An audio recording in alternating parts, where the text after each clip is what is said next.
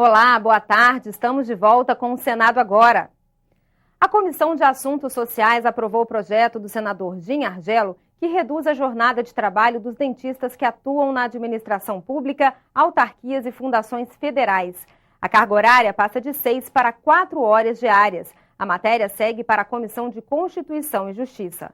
A Comissão de Assuntos Sociais também aprovou o projeto que garante maior transparência aos atos do Conselho Curador do FGTS. É necessário que o Fundo de Garantia tenha mais transparência na aplicação dos recursos e efetivamente nas decisões que são tomadas. O Senado Federal, o Congresso Nacional, uma vez aprovada essa minha proposta, vai receber e vai conhecer todas as decisões do Conselho Curador e vai poder identificar a razão das decisões, por que elas foram adotadas, como aliás acontece hoje, por exemplo, no Conselho Monetário Nacional. A matéria segue para a Câmara dos Deputados. A Comissão de Assuntos Sociais também debateu a pesquisa de novos medicamentos no Brasil. Pesquisar novos medicamentos leva tempo, muitos anos em laboratório, para se chegar a um remédio que renove a esperança de milhares de doentes. Males, por exemplo, como o câncer e as doenças do coração. A descoberta de um remédio eficaz que substitua o que está em uso no mercado é uma engenharia que envolve a indústria farmacêutica, governos e, claro, os pacientes, que testarão se a nova droga deve ou não ser comercializada. Um mercado de 120 bilhões de dólares ao ano. E se chegar a um resultado final é demorado, imagine se essa demora começa pela autorização do início da pesquisa clínica. É o que está acontecendo no Brasil e foi o motivo da audiência pública realizada na Comissão de Assuntos Sociais. Tempo médio de aprovação da pesquisa clínica. Coreia do Sul, 30 dias, Estados Unidos, 45, 60, Europa, 60, 75, Austrália, 68, Brasil, 360 dias. O especialista em câncer, Fábio Frank, vê a doença como uma epidemia, que este ano deve provocar 180 mil mortes. São 576 mil novos casos só em 2014.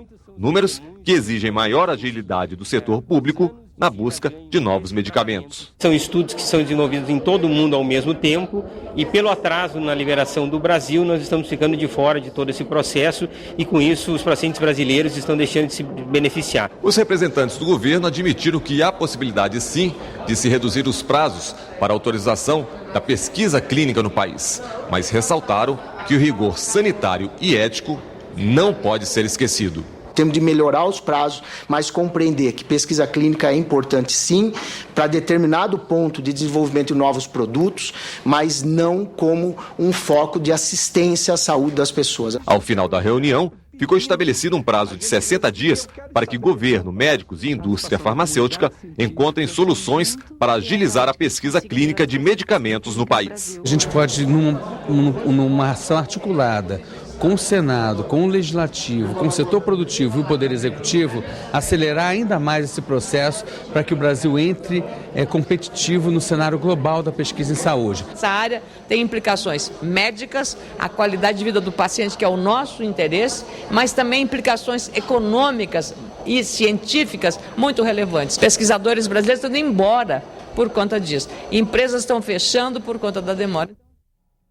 A proposta que permite o confisco de terras onde for comprovado o trabalho escravo vai a plenário. Hoje, a Comissão de Constituição e Justiça aprovou uma emenda de redação ao texto. A PEC do trabalho escravo permite a expropriação de terras onde haja exploração de trabalhadores. A emenda de redação deixa claro que a definição de trabalho escravo será regulamentada em lei. Com a aprovação da emenda, o texto agora está pronto para ser analisado em plenário em primeiro turno. A aprovação dessa emenda, em primeiro lugar, garante que o Senado aprove a PEC do trabalho escravo. Em segundo lugar, mediante o entendimento da comissão, por unanimidade, de que nós não estamos acrescentando nenhuma determinação à emenda aprovada da Câmara, mas apenas explicitando aquilo que já está implícito, é que a expropriação deve obedecer à lei, como eu sustentei, aliás, no meu primeiro parecer. Ao aprovar essa emenda como de redação, a matéria não voltará para a Câmara. Então poderá ir ao plenário, aprovado e promulgado. E a partir daí, então, o Congresso elaborará a lei que regulamente essa matéria. Quando nós colocamos na forma da lei, é a garantia de que essa PEC necessitará de uma regulamentação. Então eu acho que nós vamos melhorar, vamos avançar, vamos proteger. Ninguém defende trabalho escravo, absolutamente. Nós só não queremos que seja confundido com infração trabalhista. As perspectivas de cumprimento das metas estabelecidas pela Política Nacional de Resíduos Sólidos foram discutidas em audiência pública da Subcomissão de Resíduos Sólidos, vinculada à Comissão de Meio Ambiente. De acordo com a Política Nacional de Resíduos Sólidos, a partir de agosto desse ano, todos os lixões a céu aberto do país devem ser desativados. 3.000 lixões em 2.800 municípios deverão dar lugar a aterros sanitários. O representante do Ministério do Meio Ambiente reconheceu que os resultados obtidos até agora estão longe das metas estabelecidas em 2011, quando a lei foi aprovada. Ele revelou que o Ministério não tem recursos em seu orçamento para financiar a implantação dos novos aterros, mas explicou que a maior preocupação não deve ser o custo de implantação dos aterros, mas sim a sua manutenção. Dos custos de implantação e operação de um aterro sanitário, apenas 5% são implantação.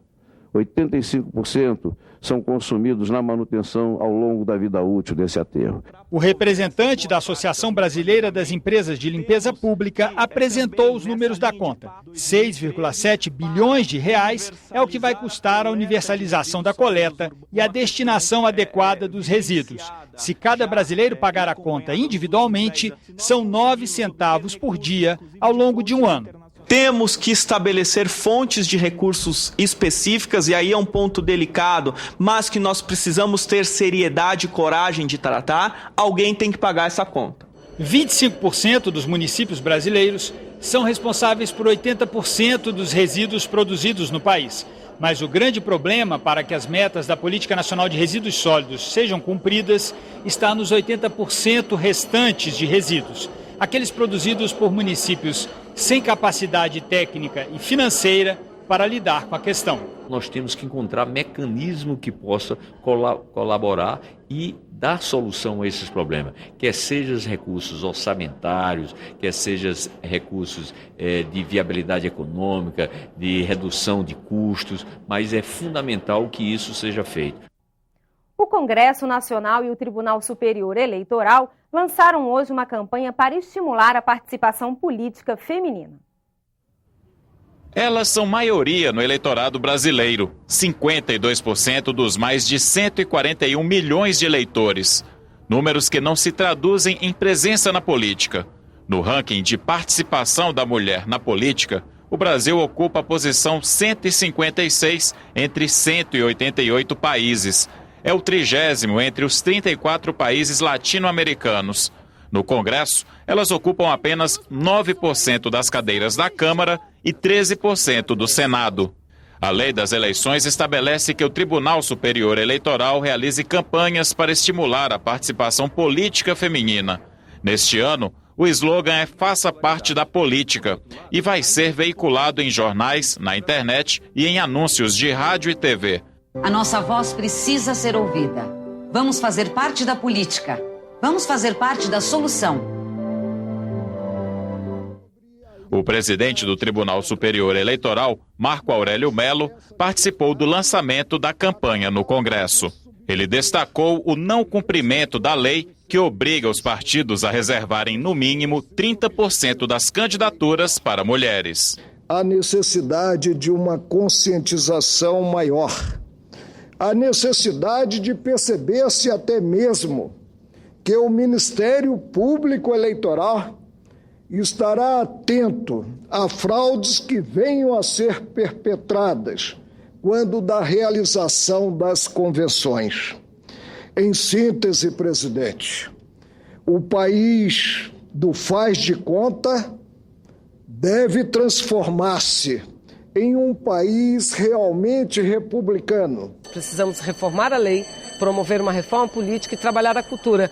E o TSE entra conosco nessa luta para mostrar que a sociedade só será democrática se a mulher estiver presente. Ficamos por aqui. A qualquer momento voltamos com mais informações. Assista em alguns instantes a sessão plenária deliberativa desta quarta-feira. Boa tarde.